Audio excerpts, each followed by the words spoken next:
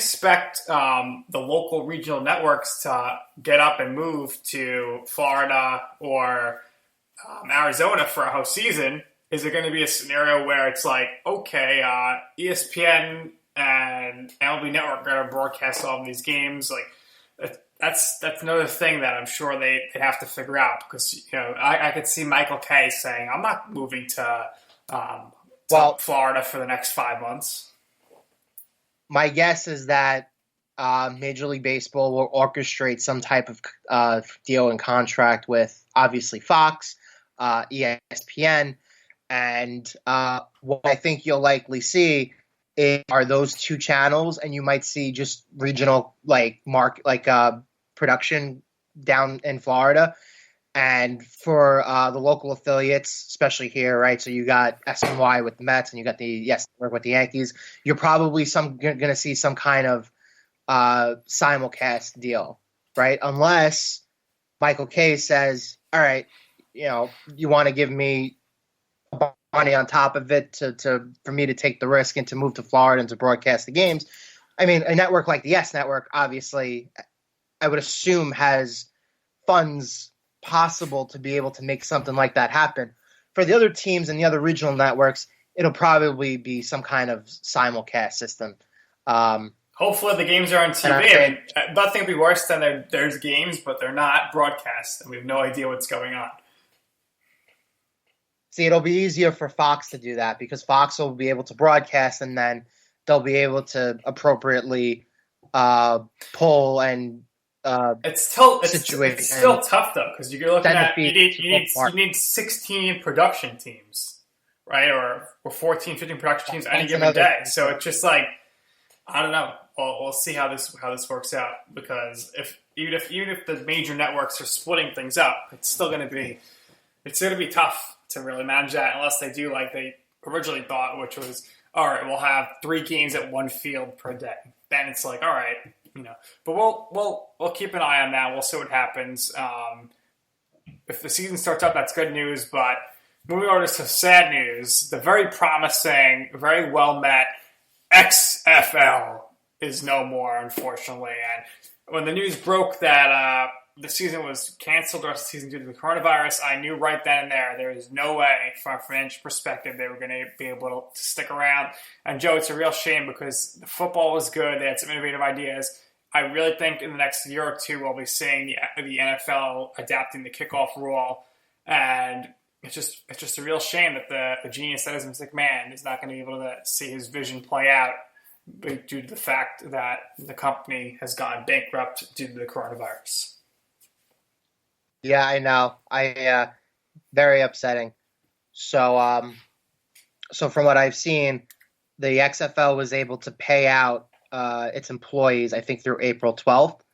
And so on Monday they officially filed for Chapter 11 bankruptcy, and Vince McMahon hasn't come out with a statement. I'm sure his focuses right now are more in large part figuring out what's going on with WWE and coordinating with Florida and doing live shows. We'll touch on that a little later, right? But I mean, I agree. I think the XFL came around at the right time. I feel like people were ready to see other variations of rules and stuff within the game of football. And I mean, I agree with you. I think it was, in terms of quality, it was not the NFL, but for the product that we were given, I think it was good football. I think it was quality football for what it was. I think you had a lot of guys who earned a second chance and a second lease on life, so to speak. Maybe they weren't good enough for the NFL. Maybe they were overlooked. And you saw some of those guys shine in the XFL, and you've seen a couple of players since be signed with NFL teams, right? So for Vince, I think he really wanted it to succeed. He did everything in his power to make it succeed. Sold off stock and took money of his own funds out to be able to fund this and fund it to a certain degree. But obviously, nothing's going to be able to replace the financial loss and impact of not having games go on for the duration of the season and not being able to pay your employees and not have the promise that you'll be able to. So very upsetting. this is it. You're never going to see a second league pop up again unless you have one of these mega millionaires or crazy billionaires with the vision and the idea to fund it. Right. Very few people like that exist in the world. Vince McMahon is one of them. Or the NFL says we'll create our own spring league as a developmental league. That's the only way that you're going to see this, unfortunately. Knowing Vince, he probably wants to come back at some point, but might be really tough. But so maybe 2030 XFL V3. What do you think? We'll see. I think you need a few years to get rid of the stigma of the failed operation this time around. I would not be shocked if 4 or 5 years from now Vince comes back and says, "You know what? I'm going to do it again. I'm going to keep doing it until it works." Because that's his mentality. He is not a loser. He doesn't like losing. In this case, he lost, but it was because of things that were outside of his control. Right. What's in his control, though, is WWE.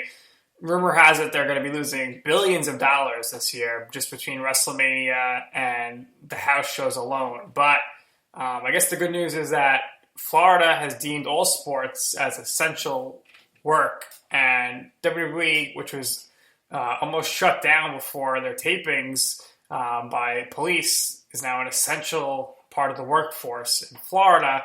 So at least the shows are going to be live moving forward, which is good because the tape stuff is hard to watch when you're so used to live stuff. And the other thing about this is I saw that apparently he had to go live because if he doesn't broadcast 48 or 49 weeks of the year live, then USA and Fox has the right to potentially void contracts. And that would have been a huge, huge issue for WWE. Yeah, it would have. I'm kind of glad that they're still going on. I know it's kind of selfish a little bit, but it's given us something to watch in the meantime. We haven't really had much in the way of live content besides the 24/7 nonstop news cycle, which I'm starting to get sick of. So, but yeah, WWE was deemed essential. And outside of that one report that we had about that one backstage / production employee being diagnosed with COVID, going into quarantine, and since being recovered, we've seen nothing in a way of other performers being in danger for it or maybe having it. We heard some reports around WrestleMania. Maybe some people weren't going to be able to perform or didn't want to perform the next couple of weeks. But it seems like everybody's kind of pitched in to continue doing it. So, I mean, listen, first and foremost, I just want them to adhere to whatever laws or systems are in place by the local government and the state government. They seem to have been doing that. And to get the designation that they are essential is a good thing because it means that they can continue operating like they are now. I think the performance center shows, since they've had to basically put them together like this, they've been pretty concise. The promos without the crowd have been much more personal. They've been better. I think it's showcased the talent of the individual performers a lot more than what you would normally see with the crowd environment. So again, like I said, so long as they continue adhering to everything that's going on locally and at the state level, and we know, I mentioned this before, but we know that probably has some real estate in Trump's head. They had that working relationship before. Trump is very aware of all the major sports commissioners and people like Vince who want to keep going, who want to jumpstart and get the economy going again, and they know that the product. Our president is a WWE Hall of Famer, so I think that's the deal. The only president in the history of the United States of America who is a WWE Hall of Famer. Absolutely. So, SmackDown and Raw, they were what they were. I guess the big news is that Bray Wyatt is going to be taking on Braun Strowman here. I would hope that Strowman will retain the title throughout this feud, but I don't think so. I think they'll probably shift back to the original plans, which would be Roman Reigns beating Bray Wyatt for the championship. And then on the Raw side of things, you have really the Selena Vega show, which is that her stable is just in every segment with Angel Garza, Andrade, and Austin Theory that beat people down. Bianca Blair's there with the Street Profits. They're on TV. Asuka's and everything. Nia Jax is back. She'll be probably going for Becky Lynch soon. And then you got Money in the Bank coming up. So we'll see where that ends up being filmed or whatnot. But I think we're both in agreement that Elias would be the choice of who should win a Money in the Bank for the men. But I think we both agree it's probably going to be somebody like Jeff Hardy. And on the women's side of things, I would guess we're probably looking at Nia Jax or Asuka. That's what I think. Yeah, so I'll break that down one by one. I think Bray and Braun are going to feud for the next 2 or 3 months. I think it's likely that we'll see some variation of Braun being able to get the upper hand on Bray, but not being able to get the upper hand on The Fiend. As for the Money in the Bank situation, I hope it's Elias because he's in the midst of getting a push, which I've wanted for him for at least 2 years now, just like you. I would assume that if he's in the match, he's one of the favorites. So I'm not sure if they're going with 4 Raw guys and 4 SmackDown or 3 of each because, again, like I mentioned previously on a podcast, they're basically operating with as few people as they possibly can, right?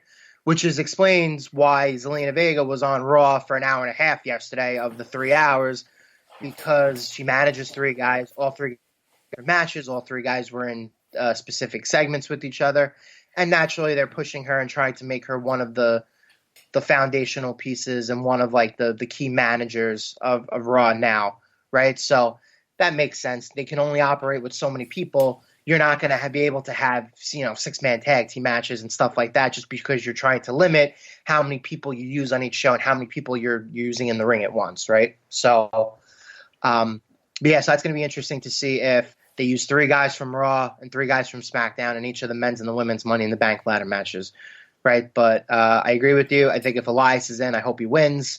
Right now, the 3 Raw guys who will likely be in will be Aleister Black, Apollo Crews, and Rey Mysterio, right? So you'll probably see something MVP, who is apparently self-proclaimed one of the greatest ladder match people of all time, is going to beat Apollo Crews? No, these matches are structured. I don't remember MVP ever being in a ladder match. Me neither. I think it was a joke. The funniest thing was like Saxton was like, "Yeah, I mean, he definitely has the most experience in the ladder match." I was like, and speaking, I don't remember.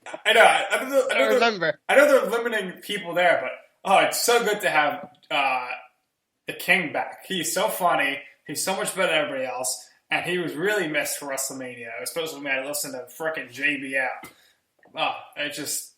He was funny. He was really funny. So yeah, it's just crazy what's going on with the company right now. Yeah, like I said, let's hope for the best. I've enjoyed Raw and SmackDown. I mean, for what they are without I think they've done a good job. NXT's been hard to watch. It's just too long. NXT has been 2 hours is too much right now. Even AEW. I think the women's ladder match was good though this week. And I enjoyed Gargano versus Ciampa, but I agree. I thought, I guess they can't really do Chelsea Green for Charlotte at this point because they're both heels. But a little surprised by the winner there. But it looks like Charlotte's going to be on Raw every week too, so that's interesting. I guess to get people to tune into NXT. She's the queen. She's the queen. So the other news is that, as far as the combat sports go, is Dana White was ready to go this weekend with UFC 249 in California. His company, who broadcasts the events, Disney, ESPN Plus, said, let's not do this. And now Dana White